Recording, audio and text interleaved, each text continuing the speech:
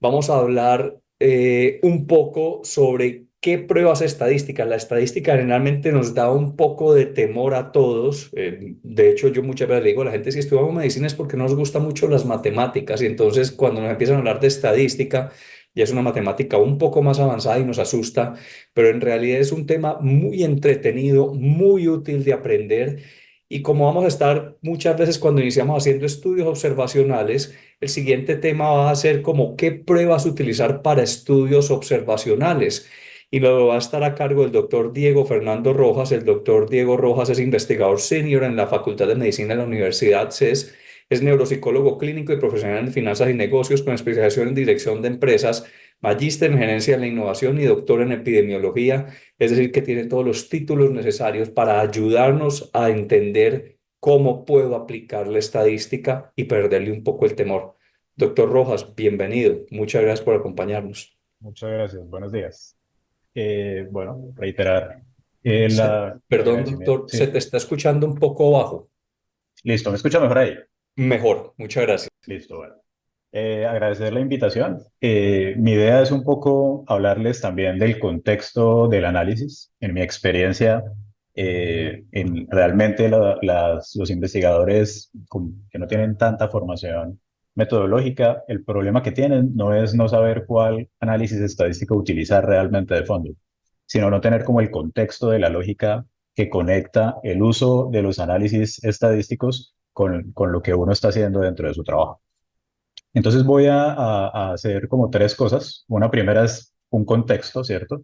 De la lógica de análisis, unas recomendaciones de buena práctica en el análisis con estudios observacionales de intervenciones, porque un error muy común es querer hacer lo que uno haría en un ensayo clínico con estudios observacionales de intervención, y luego les voy a mostrar como el paquete de análisis más general con el que uno cubre la mayoría de los escenarios. Entonces, lo primero es que a mí me gusta contextualizar a las personas en que lo que uno hace cuando está analizando una investigación es que está contando una historia pico, una historia de unos pacientes que son llevados a unas intervenciones en quienes observan unos resultados. Para mí eso es un marco muy poderoso porque le permite a uno darse cuenta de que hay una lógica que no solamente se reduce al tema del diseño y al tema del análisis estadístico. Si uno lo quiere ver como una historia, entonces esta historia tiene un inicio, tiene un nudo y tiene un desenlace. Para contar una historia, uno tiene que escoger una forma en la que cuenta las historias. Entonces, considerar el formato en el que se está reconstruyendo en los estudios retrospectivos o construyendo la historia pico también importa mucho. Los epidemiólogos llamamos a esas formas de contar las historias diseños de estudios, ¿cierto? Y tenemos estudios que se cuentan desde el inicio, empezando por población, donde vamos a describir intervenciones y comparadores. A eso lo llamamos el seguimiento a una cohorte. Tenemos estudios que empiezan en el nudo, donde los pacientes ya están intervenidos de una forma u otra. A eso lo llamamos estudios de cohortes. Y tenemos estudios donde la historia comienza en la resolución. Y a eso los llamamos casos y controles y series de casos, que es muy importante considerar que ese momento donde inicia a contarse la historia es el criterio en el que se seleccionan los pacientes, ¿cierto? Entonces, en casos y controles ya se hizo caso o no se ha hecho caso y se cuenta la historia, ¿cierto? En cohortes ya se intervino de una manera o de otra y arranca la historia. En seguimientos de una cohorte lo tomamos desde el principio, ¿cierto? Pero ese criterio de selección de los pacientes que define la variable de diseño del estudio es el momento en el que empieza a contarse la historia, pero no necesariamente donde se comienza a contar la historia es el inicio de la historia. Entonces, una de las tareas importantes en el análisis es ordenar la lógica temporal de los eventos y poder entender bien qué fue lo que ocurrió con los pacientes que están llevados al estudio. No importa desde dónde empiece uno a contar la historia, es muy importante contar la historia completa. Y eso siento yo en la experiencia que he tenido trabajando con personas de diferentes áreas, es parte de la dificultad que se tiene. ¿Qué pasa cuando uno no considera el formato en el que se está construyendo la historia? ¿Qué pasa cuando yo pienso mis análisis estadísticos por el tipo de variable que tengo, que unas son categóricas, que son cuantitativas, y no reconozco el diseño? Que la tablita 2x2 clásica de los estudios epidemiológicos, donde tenemos, ¿cierto?, los intervenidos, los controles, si desarrollaron o no desarrollaron un evento, se ven todas iguales. Entonces, una dificultad que uno ve que tiene mucho la gente es que el estudio no importa el diseño que tenga, ve más o menos lo mismo, ¿cierto? Cuando uno lo piensa desde la perspectiva de las variables que tengo, no hay diferencia, ¿cierto? Entonces ocurren tres cosas que hay que evitar. Uno es que reducir un estudio a recoger datos y calcular cosas, ¿cierto? Los estudios que le empiezan diciendo a uno en el diseño, recogimos datos de unos pacientes y sacamos unos análisis, pues es una historia borrosa y difusa, ¿cierto? Entonces es muy importante el diseño. Si no se considera el diseño, todas las tablas 2x2 se ven iguales y no es la lógica de la fuerza de la evidencia la perdemos. Y más importante, en los estudios observacionales, las características de los pacientes quedan excluidas y eso va a ser muy importante porque siempre en los estudios observacionales tendremos que controlar la confusión a la cual ya me referí. Entonces, ¿cómo se analizan las historias que se cuentan hacia adelante? Solo me voy a enfocar en el tiempo de esta presentación, en esto que es lo más usual. Casi siempre tenemos muchos trabajos de pacientes que empiezan a ser intervenidos con diferentes tecnologías y queremos ver cómo les va en diferentes aristas. También tenemos a veces preguntas que son muy del uso de ayudas diagnósticas, pero siempre son preguntas, pues, que, o la mayoría de las veces, la investigación clínica se va por una de estas tipos de preguntas.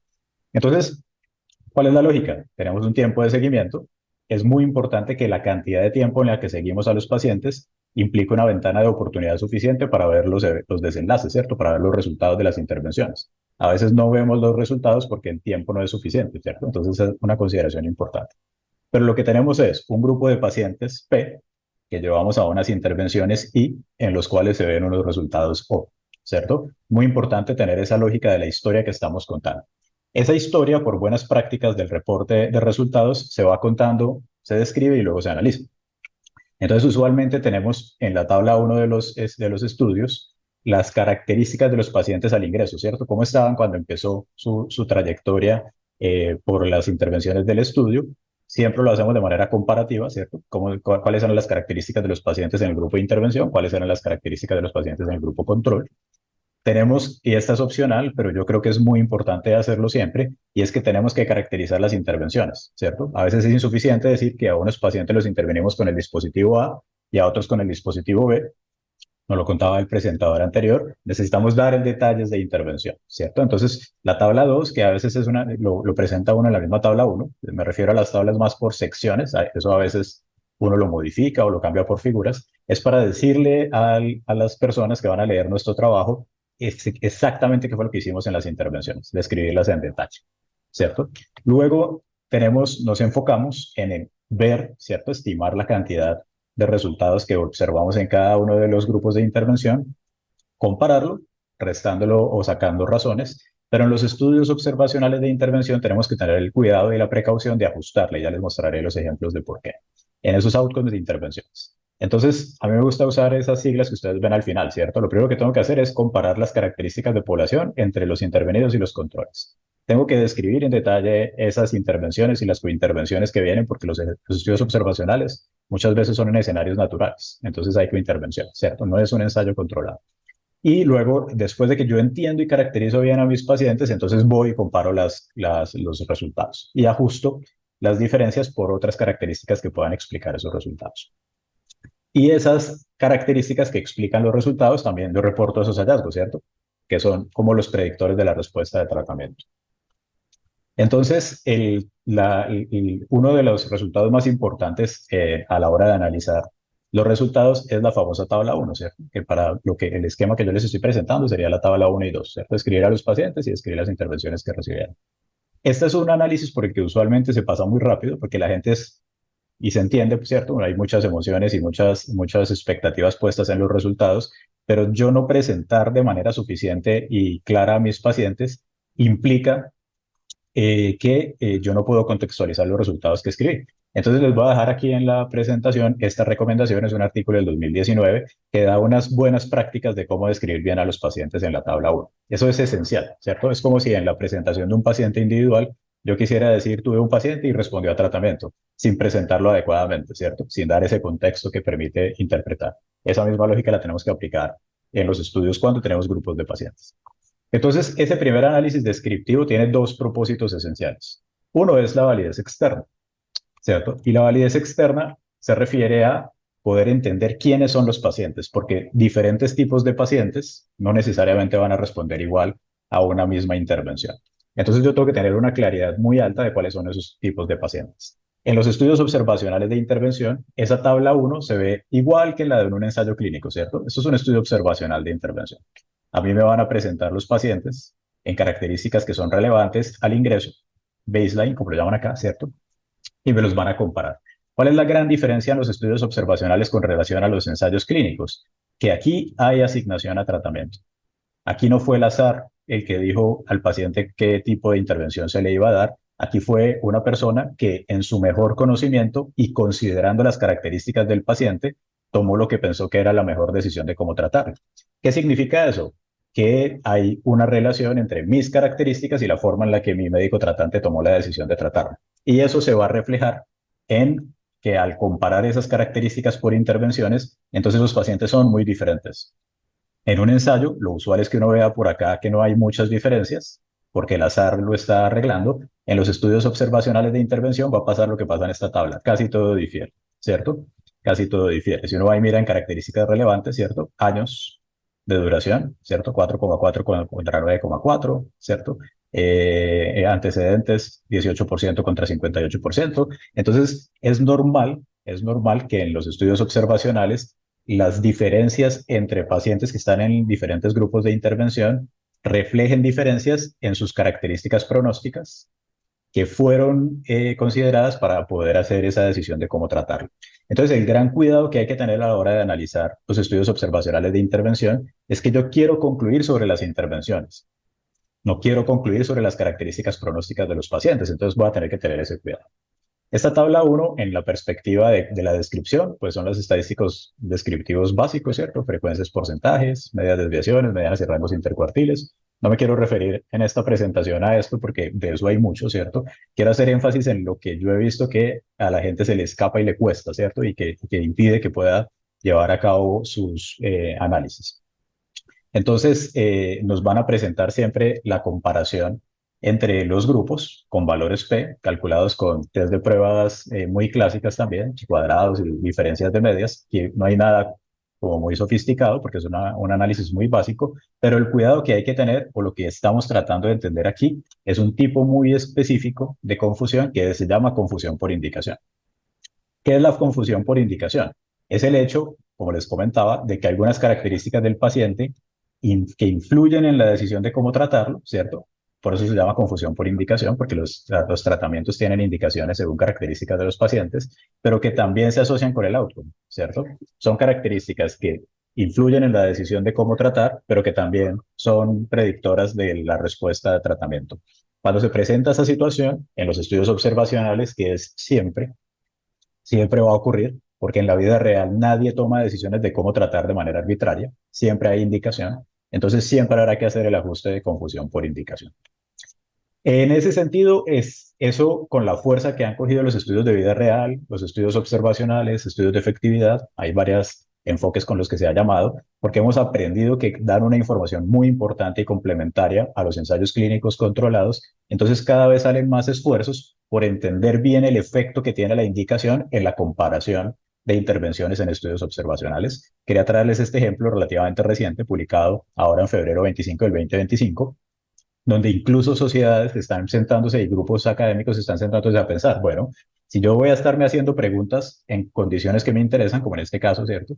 Hipertensión, ¿qué tipo de características del paciente yo tengo que siempre considerar en mis estudios de vida real, en mis estudios observacionales de intervención, porque me pueden influir en las comparaciones, ¿cierto? Porque no está presente la asignación aleatoria que se hubiera encargado de eliminar esas diferencias, ¿cierto? Yo quiero mirar en la vida real, los estudios de vida real son muy valiosos, pero ¿cómo lo hago con cuidado?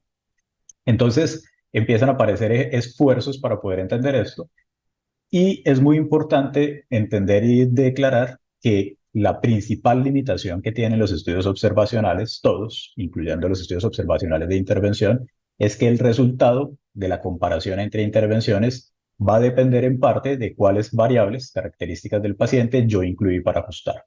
Entonces, algo que está creciendo mucho y que hay que darle mucha fuerza y mucha importancia cuando se está diseñando un estudio es, yo quiero comparar la intervención A con la intervención B, qué características tengo que incluir en mi protocolo de investigación, llevarlas a mi base de datos para que yo pueda ajustar ese efecto que tienen esas características del paciente y me acerque mejor a la estimación de cuánto es atribuible a la intervención.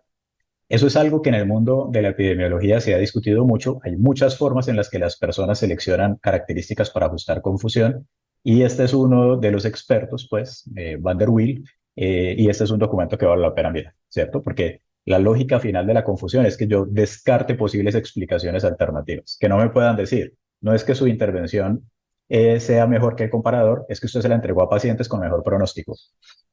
¿Sí? Esa posible pregunta es de lo que se trata, pues, hacer estos análisis. Entonces, si la gran limitación de los estudios observacionales es el ajuste de la confusión, entonces yo siempre voy a tener que hacer ajuste de confusión, ¿cierto? No me es suficiente con quedarme con las herramientas estadísticas clásicas bivariadas, llamadas por los estadísticos bivariadas, donde yo estoy mirando intervención contra desenlace, porque voy a tener que reconocer el efecto que tienen las características del paciente que fueron muy, muy fuertemente consideradas para determinar cómo tratar. Entonces habrán visto ustedes en los artículos que empiezan a aparecer las tablas diferentes a las del ensayo, ¿cierto? Vemos los resultados en el grupo control, en el grupo de intervención, la comparación, en este caso es una razón de incidencias, pero nos aparece una segunda columnita, nos dicen lo observado y lo ajustado. ¿Qué es lo observado? Ignorando todo lo demás, ¿cierto? Si yo no considero sino cómo se trató el paciente, ¿cuál es la comparación? ¿Qué es lo ajustado? Reconociendo el efecto que tiene lo demás. ¿Cierto? Entonces, en este caso, que son unos datos internos míos, ¿cierto? Si yo no considero las diferencias entre pacientes, según los grupos de intervención, me da 54% mayor, no significativo. Después de que yo me doy cuenta, aquí lo hice pues un poquito como oculto, pues porque este todavía lo hemos publicado, pero hay una comorbilidad que está más presente en un grupo de pacientes que en el otro, o sea, se tratan más pacientes con comorbilidad en un grupo, en el otro grupo, en la otra intervención, se es un poquito como más conservador y no se le entrega tanto a pacientes con comorbilidad. Y además, esta intervención, como son pacientes con comorbilidad, pues tienden a ser un poquito mayores. Entonces, yo tengo un desbalance entre los grupos de intervención. ¿Qué nos ayudan las técnicas de análisis en los estudios observacionales? A descontar, a limpiar esa intervención, ¿cierto? Y me permite acercarme de manera más clara a realmente cuál es la diferencia entre tratamientos que no es atribuible a características de los pacientes que influyen en la decisión de cómo tratar. Entonces, a uno nunca se le puede olvidar ajustar la confusión en un estudio observacional. Un estudio observacional de intervención que no ajusta confusión, desde la lógica de la valoración de la evidencia, es considerado de alto riesgo de sesgo. ¿Qué significa eso? Que aunque me lo publiquen, si algún día mi estudio cae en una revisión sistemática, en una guía de práctica clínica, no se va a utilizar, porque no se considera evidencia de suficiente calidad metodológica.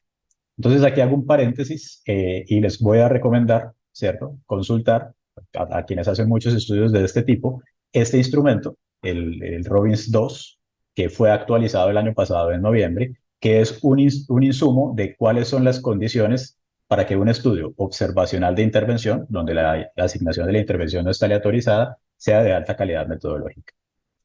¿Sí? Es un insumo muy importante, uno lo puede consultar cuando está diseñando sus estudios y tener como esas precauciones. Entonces, si yo sé que siempre voy a tener que ajustar confusión, ¿cierto?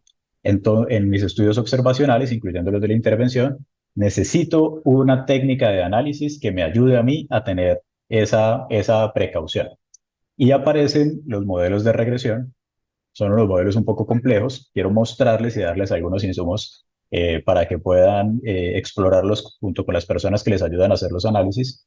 Pero igual ahí está mi correo si tienen preguntas particulares. Pero si yo siempre voy a tener en los estudios observacionales que ajustar confusión, entonces las técnicas bivariadas se me hacen insuficientes, porque yo no puedo reconocer el efecto de los confusores. Hay una buena noticia, y es que con los desarrollos que ha habido pues, y que se han acumulado a lo largo del tiempo, tenemos tres modelos que van a cubrir la mayoría de las situaciones a las que uno se enfrenta en estudios observacionales de intervención, solo con tres modelos que son muy parecidos.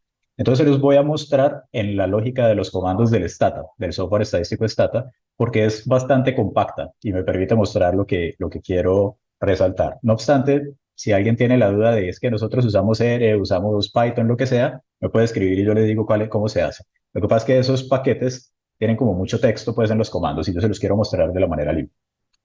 Entonces, esos tres modelos son el modelo lineal generalizado, que nos permite analizar tasas de incidencia, que recuerden que es cuando tenemos, ¿cierto? Por ejemplo, infecciones por cada 100 días hospitalización paciente. Nos permite analizar las incidencias acumuladas, que es el porcentaje de pacientes en un periodo, ¿cierto? Entonces, porcentaje de pacientes que responden 3 meses, cuando el tiempo es fijo y todos los pacientes tienen el mismo tiempo.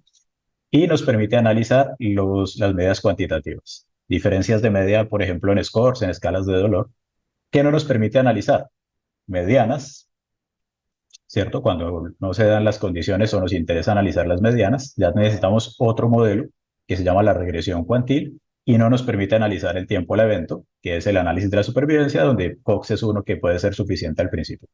Entonces miren que si uno quisiera gastarle tiempo a aprender algo que le va a ayudar mucho a todos los tipos de análisis estadístico, lo que yo les recomiendo es que aprendan un cursito de regresión, ¿cierto? Porque con 3 regresiones están cubriendo incidencias acumuladas, tasas de incidencia, diferencias de media, diferencias de medianas y supervivencia, HRs, y medianas de supervivencia, lo que es el 95% de lo que uno tiene que hacer en la mayoría de los estudios. Entonces, aquí miren que les estoy mostrando el comando, no es lo que me interesa, ¿cierto? Pero es básicamente, yo declaro cuál es mi variable de desenlace, cuál es la variable de la intervención, si necesito ajustar confusores los puedo incluir, y hay algunas particularidades en los estudios de seguimiento que hay que cubrir. Entonces, miren el ejemplo acá, ¿cierto? Entonces, yo quiero analizar un evento, ¿cierto? ¿Cuál es la medida epidemiológica de los eventos en los estudios cerrados? La incidencia acumulada, ¿cierto? Entonces, lo que me va a permitir a mí el modelo de regresión es estimar la diferencia de riesgo, por ejemplo, aquí 12 veces el riesgo en el análisis observado, pero yo tengo que tener la precaución porque estos son unos datos míos, yo sé que hay un efecto confusor muy relevante y cuando yo descuento esa característica de los pacientes, la diferencia no es de 12, sino que es el doble únicamente. Entonces, gran parte de la diferencia que yo creo que hay entre las intervenciones es porque hay una intervención que no se le está permitiendo a pacientes con cierta característica. Estos son datos de una comparación de un manejo quirúrgico contra un manejo farmacológico.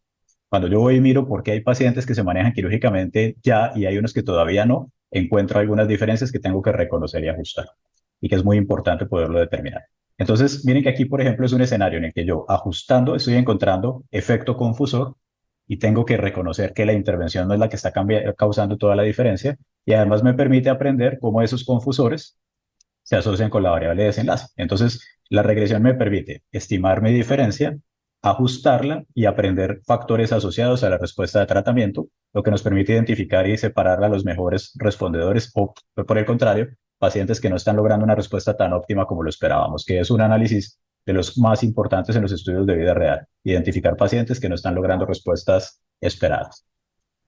Si lo voy a hacer por las tasas de incidencia, miren que si yo cambio la diapositiva hay muy poquito cambio. Con el mismo modelo, haciendo un par de cambios por aquí, ya lo estoy mirando en términos de tasas de incidencia. Estos son datos, por ejemplo, de infecciones en el uso de unos catéteres, ¿cierto? Entonces yo estoy encontrando que el catéter nuevo, el catéter experimental, genera menores tasas de infección. Las infecciones pueden recurrir, ¿no? Entonces uno las mira por tasas de incidencia. ¿Cuántas infecciones por día catéter? Estoy encontrando que la tasa de infección es menor y que el confusor no está cambiando, ¿sí ven? Tiene que observado 3.34, ¿cierto? Punto 34. Ajustado por confusión, punto 34. Entonces, a diferencia del ejemplo que les puse antes, aquí no estoy observando efectos confusores por esa característica del paciente y sigo con el mismo modelo, ¿cierto? Ya si yo quiero ir a supervivencia y voy a mostrarles solamente estos tres que son los más usuales, ya si tienen alguna duda con el tema de medias o medianas, me pueden escribir y yo les ayudo con eso. Pero mire que lo mismo, ¿cierto? Tengo hazard ratio entre el grupo de intervención y el grupo comparador. Aquí la intervención me dice, ¿cierto? Me muestra, no es significativo, pero me muestra un punto 69. Yo puedo ajustar, incluyo mis variables. Aquí estoy viendo que este confusor no explica la diferencia entre intervenciones, pese a que sí influye en la respuesta de tratamiento. Entonces, ese tipo de análisis empiezan a presentarse en los estudios observacionales. Los estudios observacionales son un poquito más retadores porque hay que entender bien la relación que hay entre qué tanto es atribuible a la intervención, qué tanto es atribuible a las cointervenciones y qué tanto es atribuible a las características del paciente, porque hay unos pacientes de mejor y de peor pronóstico. Y el reconocer esos tres elementos, esos tres efectos, y poderlos considerar en el análisis nos va a permitir generar evidencia observacional más robusta, que no vamos a caer en el alto riesgo de sesgo, y nos permite entender mejor y hacernos preguntas relacionadas con la efectividad en condiciones de vida real de los tratamientos, identificar los mejores y peores respondedores y entender cuáles son las características que tienen los pacientes que son predictoras de esas respuestas de tratamiento. Entonces, mi intención, y ya con esto cierro, es hacerles un abreboca, ¿cierto? Recordarles que si bien es importante la selección de las pruebas estadísticas, la lógica y pesa más en la forma en la que yo voy a analizar mis resultados, no solamente si las variables son cuantitativas o categóricas, eso a veces es una reducción demasiado esencial, ¿cierto? Y hace que no le saquemos el gran provecho y que no aprendamos todo lo que se puede de un esfuerzo, de un estudio de este tipo. Aquí les voy a dejar también algunos ejemplos de los trabajos que nosotros hemos hecho en el grupo con variables cuantitativas de muy mal comportamiento, como los costos o los cuales, de eventos y de modelos de supervivencia. Si ustedes entran y miran, van a ver que son algunos de esos tres modelos que les presenté. Hacerse muy hábil con esa cajita de herramientas le permite a uno cubrir casi todos los escenarios de trabajo. ¿No? Muchas gracias. Doctor, muchísimas gracias. Excelente presentación y lo propuesto. Cómo hacer esto más atractivo y que podamos por lo menos empezar y hacer esto de una manera más sencilla y que no creamos que nos va a ser imposible. Tienes varias preguntas en el chat. Ha generado muchísimo interés este tema, como se esperaba que genere un tema tan importante en la investigación.